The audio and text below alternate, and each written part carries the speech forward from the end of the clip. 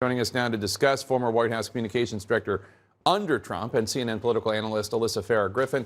Alyssa, thanks for joining us. Before we get into your interview with the committee, the transcript was released a few days ago. I want to get your reaction to what Sarah Murray just said. The committee telling the White House that they're worried that when Republicans take control of the House, White House personnel, these are career employees, not political appointees, presumably, witnesses whose identities were protected, could be revealed by House Republicans. Do you think that that's a legitimate fear? It's a very legitimate fear, and it's astonishing, and it's something that any Republicans in Congress who, care about the credibility of oversight going forward need to oppose. This would be people like valets, Secret Service agents, people who worked within the resident of the White House that may have provided details that were important to the investigation of the committee, and they were simply just, complying whether voluntarily or with subpoenas.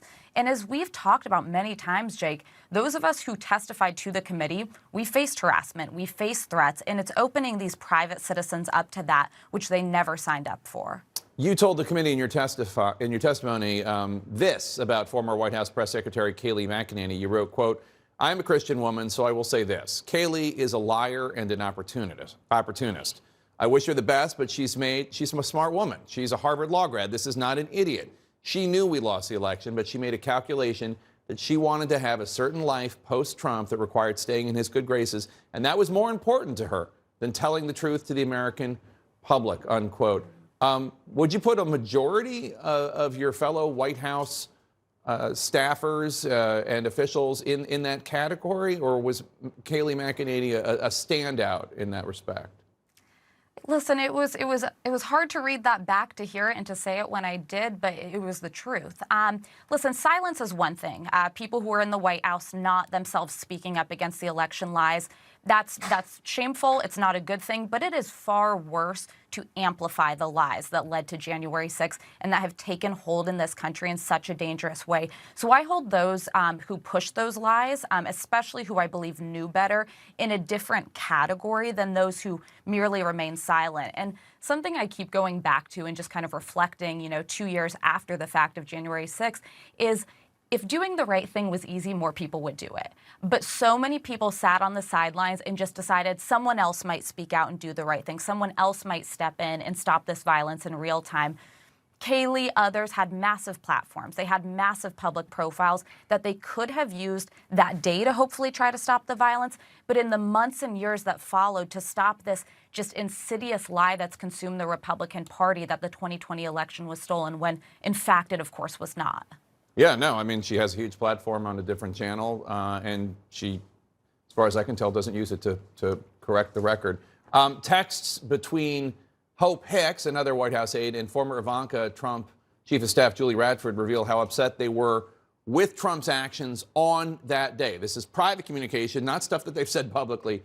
Hicks tested Radford, quote, "We all look like domestic terrorists now," adding, quote, "This made us all unemployable." She also texted, quote, "Not being dramatic, but we're all effed.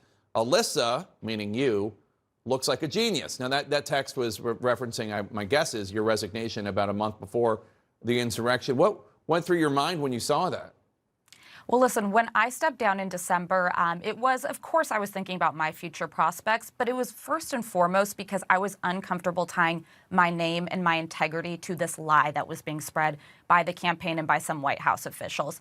Listen, I think there was a lot of self-preservation going on by folks in the Trump orbit. It still is to this day, but I would also note, especially Hope, she knows President Trump very well. She knows that if you cross him, it comes with, again, threats, harassment, and being maligned. So I think there's also an intimidation factor that has contributed to more people not speaking out and telling the truth about what they know about him. And I just want to note what's been so masterful about the January 6th committee is they've gotten all these people in their own voices on camera, talking about how they really felt about him. And I thought it was very notable that Hope called it what it was, domestic terrorism. That's important. I'm glad that she said that.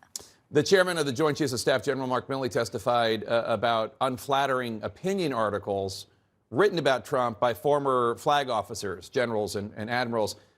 In referring to one of those former officials, Milley says Trump and his aides asked Milley to, quote, bring him back on active duty, court-martial him, you know, make him walk the plank sort of thing, right? I advised them not to do that. That's just deranged. I mean, that is the behavior of a tyrant. Does it surprise you? No, and I worked with Chairman Milley at the Department of Defense, and I'm grateful that he was constantly this roadblock against these terrible instincts by the former president. But it just goes to show Donald Trump does not even understand the U.S. military that he oversaw, which is right now the most diverse force that's ever been in history, ideologically, racially, religiously. This idea that, you know, somebody who's in the military shouldn't be able to criticize him is absurd. That's something you would expect to see in the Kremlin, not in the United States. And it's just, you know, another dot to remember in the long list of things that make him so unqualified to ever hold office again. You told the committee that the CIA director at the time, Gina Haspel, had a, quote, suicide pact with the entire intelligence community if Trump actually fired her. You don't mean that literally, but you mean career-wise, that if he fired her, that others would resign. You say Trump tried to fire her, but he backed out almost immediately, and, quote, allegedly for about 14 minutes, Kash Patel was actually the CIA director. Now, there's no public record of that, but that is absolutely terrifying. Kash Patel was the acting CIA director for about 14 minutes? Well, and I want to be clear, this was anecdotal, but I heard it from very senior officials who I trust that this took place.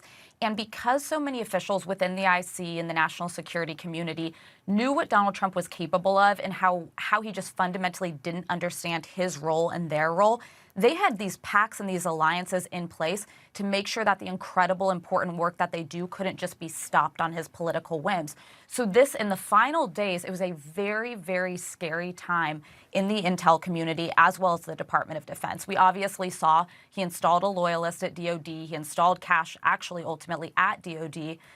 But even within the CIA, and it was someone like Gina Haspel that was able to stop that, and other officials within the NSA and DIA and other places, that my understanding has stopped it from happening, which could have been crippling to our intelligence gathering all over the world. Yeah, Milley testified about a rescue operation that Kash and some others said, oh, yeah, we got approval from the other country for a flyover, and they hadn't.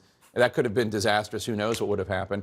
There was a clear pattern in your interview with the committee about Trump's chief of staff, Mark Meadows. Here's one little bit. Quote, sometimes Meadows would be an ally and would help, like, stop certain things.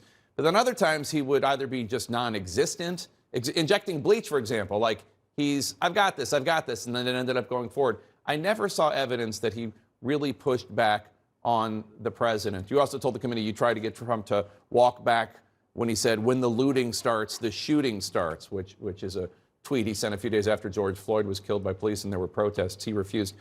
Was there anyone that Trump actually listened to? Was there anyone that could actually say to him, Mr. President, this is a horrible idea. If you do this, you're damaging the country. If you're doing this, you're damaging national security. Do not do this. So anyone like that he listened to? Honestly, in reviewing my testimony and when I gave it, not that comes to mind. There were people, I mentioned Robert O'Brien as someone who I found to give him sound counsel. Many folks at agencies did, but nobody could truly change his mind. And I mean, that was exemplified, obviously, on the events leading up to January 6th.